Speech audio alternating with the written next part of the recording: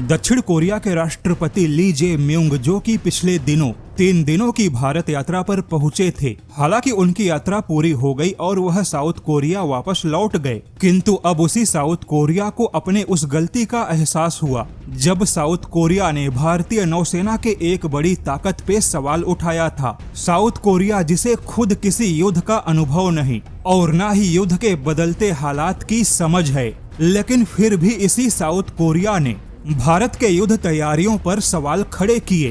किंतु 2026 में south Korea ने ईरान युद्ध को आंखों से देखा, तब उसे समझ आया कि भारतीय नौसेना की तैयारी सही है। तो चलिए इस पूरी खबर को डिटेल में जानते हैं कि जिस साउथ कोरिया ने भारत की तैयारियों पर सवाल उठाए थे, अब उसी साउथ कोरिया को अपनी गलतियों का एहसास कैसे हुआ। यह बात है 2 सितंबर 2022 की, जब भारत ने अपने पहले स्वदेशी विमान वाहक पोत INS विक्रांत को नौसेना में शामिल किया। लेकिन ठीक उसी समय साउथ कोरिया ने एक बहुत ही विरोधाभासी बयान दिया कि ऐसे बड़े विमान वाहक पोत का कोई मतलब ही नहीं, और ऐसे बड़े विमान वाहक पोत को साउथ कोरिया ने एक सिटिंग डक बताया, जो कि आसानी से निशाना बन सकते हैं। वहीं ठीक उसके बाद साउथ कोरिया ने अपने खुद के महत्वाकांक्षी CVX विमान वाहक पोत जैसे प्रोजेक्ट के लिए कोई भी बजट या फंड आवंटित नहीं किया। यानी उस समय साउथ कोरिया ने भारत के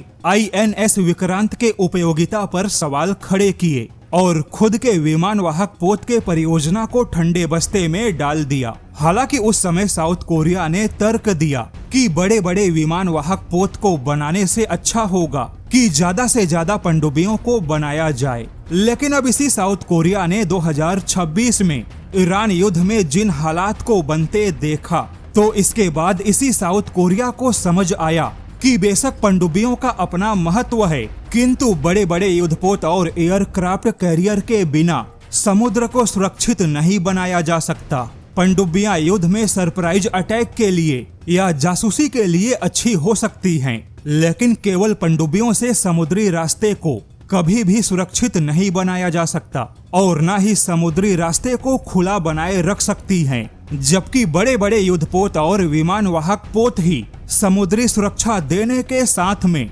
व्यापार के रास्ते को भी सुरक्षित बनाती हैं। अगर किसी देश ने समुद्री रास्ते को ब्लॉक किया, तो फिर वहां पर पनडुब्बियों से कहीं ज्यादा ऐसे ही बड़े बड़े युद्धपोत की आवश्यकता होगी। चाहे दुश्मन के मिसाइलों का मुकाबला करना हो, या ड्रोन अटैक से निपटना हो, या फिर समुद्र के रास्ते दुश्मन पे चुन चुन कर अटैक करना हो, इन सभी स्थिति में बड़े बड़े युद्धपोत ही समुद्र को सुरक्षित बना सकते हैं। और ईरान ने जो हालात बनाया, उसके बाद साउथ कोरिया को समझ आया कि बड़े बड़े युद्धपोत के बिना नौसेना कमजोर है। और अब इसी साउथ कोरिया ने भारत के साथ मिलकर शिपयार्ड को आधुनिक बनाने, शिपिंग और जहाज के निर्माण के अलावा समुद्र के सुरक्षा ढांचे को मजबूत बनाने की बात कही है। वहीं साउथ कोरिया, जिसने खुद के विमान वाहक पोत की परियोजना को ठंडे बस्ते में डाल दिया था, अब साउथ कोरिया फिर से उसी पर काम करेगा। क्योंकि जहां तक सवाल है बड़े बड़े विमान वाहक पोत का, तो ऐसे विमान वाहक पोत केवल एक बड़ा लक्ष्य नहीं रहे, बल्कि समुद्र में चलते फिरते मोबाइल एयरबेस बन चुके हैं। और यही साउथ कोरिया, जो कि अभी तक अमेरिका का पिछलग्गू बना बैठा था, उसे भी समझ आया कि केवल अमेरिकी युद्धपोत या अमेरिका के 7वें या 5वें बेड़े के भरोसे बैठे रहना ठीक नहीं होगा।